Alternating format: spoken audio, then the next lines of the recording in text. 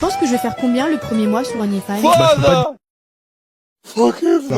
Si toi là tu ne détestes pas le péché, il va te voler tout ce que Dieu veut pour toi. Le péché c'est un voleur et il ne prévient pas quand il rentre. Il se glisse dans tes pensées, dans tes choix, dans tes habitudes et pendant que tu vis ta vie comme si de rien n'était, il te dépouille en silence. Il te prend la paix, il te prend ta joie, il te prend ton avenir. Et si tu ne fais rien, il te prendra tout. En Jean 10:10, il le dit sans détour. Le voleur ne vient pas que pour dérober, égorger et détruire. Moi, je suis venu afin que les brebis aient la vie et qu'elle l'ait en abondance. Tu réalises, là où le péché veut t'arracher tout ce que tu as, Jésus veut te donner plus que tu peux imaginer. Mais voilà le problème. Tant que tu tolères le péché, il continuera de te dominer.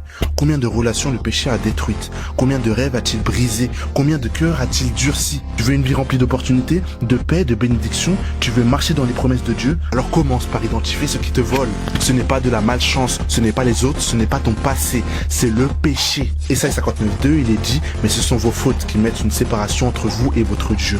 Ce sont vos péchés qui vous cachent sa face et l'empêchent de vous écouter. Voilà pourquoi tu pries, tu n'as pas de réponse. Voilà pourquoi tu cherches la paix et tu ne la trouves pas. Parce que le péché crée un mur entre toi et Dieu.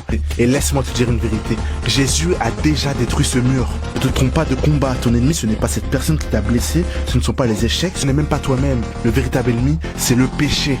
C'est quoi ce truc que tu caches? Ce truc que tu détruis en secret? Ce truc dont tu dis c'est rien, je gère. Mais au fond, tu sais que ça te consume. Peut-être que c'est la pornographie, peut-être que c'est cette relation toxique, peut-être que c'est la colère, l'orgueil ou ces compromis que personne ne voit. Mais Dieu les voit et il ne te condamne pas. Il veut te libérer.